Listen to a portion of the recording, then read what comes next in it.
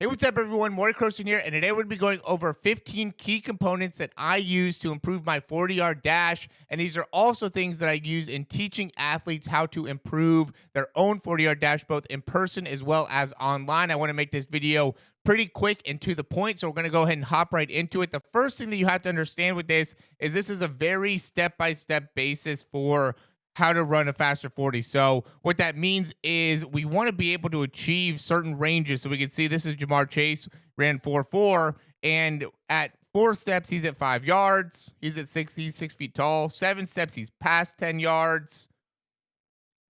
11, 12. Point being here is we want to be able to get, this is him at 6 feet, and he hits the end here right there at 20 steps. We have 5'9" Christian Coleman, who was able to essentially do the same thing. I'm not going to go through the whole thing again, but he gets to the end. This is his 20th step right here when he was running a 4.1. So this makes it very obvious that, so you can see when he ran 4.12 actually at 5'9". And again, he got the entirety of the 40 yards basically in 20 steps, a little bit more than 20 steps. This is his 20th step right there. And so what you have to understand here first is that you can do this in under 21 steps, and teaching yourself how to do this in under 21 steps is going to be such a critical part of being able to actually get the results that you're looking for. So what do these guys do that really separates them when it comes to being able to run a fast 40? And if you're watching this, I really want to get to a point of you being able to run a 4.5. And so how can you do that? We've seen that at basically every level now, that defensive linemen, we haven't seen offensive linemen do it, but we've seen defensive linemen, we've seen linebackers, we've seen safeties, running backs, quarterbacks. Everybody can essentially do it other than offensive linemen. Offensive linemen probably aren't watching this video, but if you are, let's have the goal of maybe getting under 5 seconds. Still, same idea. You're probably taking 25 steps or 24 steps to run the 40, and that's why you're running as slow as you are. First thing is the setup. So when you get yourself set up, you want to make sure that you are about a foot away from the line, I would say, or one of your feet away from the line, about that, maybe a half a foot to a foot. You don't want to be crowding the line too much. And then this back foot wants to be, again, about a half foot to a foot behind your front heel. So if he put his heel down, we would be able to see, about a half to a full foot back behind. And that's something that you want to be able to kind of play with a little bit. The idea is, as you get set up, you want to get into a position where you feel like your shin is fairly forward. We can see with Christian Coleman as well, he's getting into a fairly forward position with that shin. Next thing is, as you're getting going, we want to make sure we have that shoulder over the line. We can see with Christian Coleman, he kind of gets himself settled in.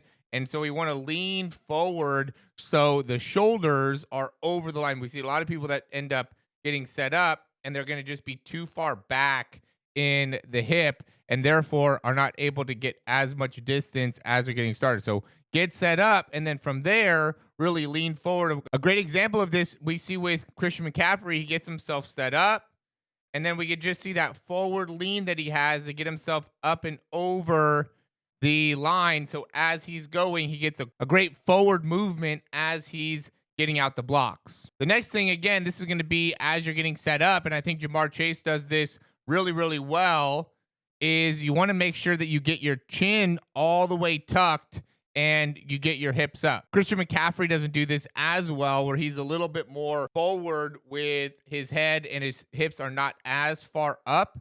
I would recommend, again, getting your hips high and your chin tucked and still maintaining that good forward shin angle to make it so then this push off is as straightforward as possible. Next thing is, I recommend having the offhand at the hip. Number 5 is really work that deep shin angle. Again, this is going to be something that you want to play with. Everybody's going to be a little bit different. We can see with Jamar Chase, he's a little bit higher up with that heel in comparison to Christian McCaffrey, who has this back foot a little bit further back. Number 6 is going to be first movement, wants to be really throwing that hand straight forward. That offhand really wants to come all the way forward as you drop that back knee and drive or push this back leg forward. A good drill that I use for this is actually just do a broad jump from this position. So from here, just jump out to make it so then you can work on getting a very horizontal action as you're coming out. I see a lot of people that will lift first with that back foot. That's a bad mistake. Make sure you're pushing straight through to get yourself going to help you out with the foot. If you watch yourself lift up with the foot, then that could be something that you want to be able to work on. Next thing is, as you're accelerating, both these guys do this really well. Keep your shoulders kind of rolled forward. You don't want to end up popping up a lot in your shoulders. That's why I say the first action is really to drive your hands through and to get a straight push off, because the first move that I'll see a lot of people do is they'll lift their head and lift their shoulders, and this just makes it so then you're not going to be able to project out. You're not going to be able to get those 4 steps in 5 yards. Okay, so if you're struggling with that, what that probably means is your first movement is too vertical with the shoulders, where you really want to keep those shoulders rounded and drive those elbows up as you're accelerating to make it so you can get good distance per step. And also, number 8, land with your toes straight and your knees moving in to out. So we see a great example of this again with Xavier Worthy. Look at the height of the hips. Look at that chin tucked. Really good position right there. What we'll see is, one, landing on the toes. We'll also see landing with the toes facing straight ahead. We also see the knee is coming in to out. Knees coming in to out. And that makes it so then he could land with the foot facing straight ahead. If you end up landing with your toes too far out to the side, typically that means that your knees are not coming straight through, or if they are, they end up striking with knees coming inwards rather than outwards. It's better, especially as you're accelerating, to get that initial action, to get that initial momentum, is really get those knees in, strike out, and make it so you're getting a good side-to-side movement within the head. Okay, next thing is, especially first 3 step, keep those heels off the ground. See how he's accelerating? See how his heels never touch the ground? Another critical component. Okay, so that's number 9. Keep the heels off the ground. Number 10, quick foot strike with long stride. So this is another example of Xavier Worthy from the side doing some practice runs, and we can see great distance, quick foot contact, long stride. Number 10.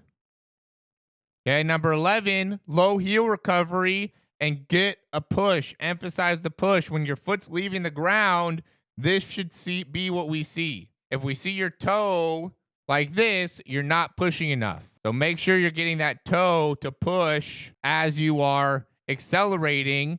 And the better you do this, then the better your heel recovery will be. Low heel recovery means that you're not lifting your foot really far back behind you or lifting your foot too high. You're really pushing forward and getting your knees through.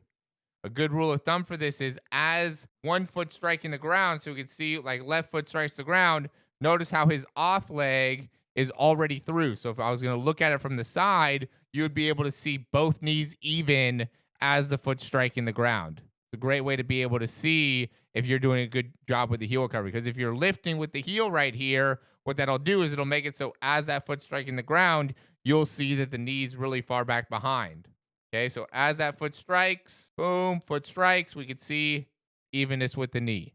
Okay, and then when that's happening too, this foot should be pretty low to the ground. If it's too high up, when he gets later on here, we can see now is when you're going to have a higher heel recovery. So if it's like this within the first 2 to 3 steps, you're getting too high, you're not doing a good enough job of pushing. Next thing is, make sure that we're landing with the foot underneath you.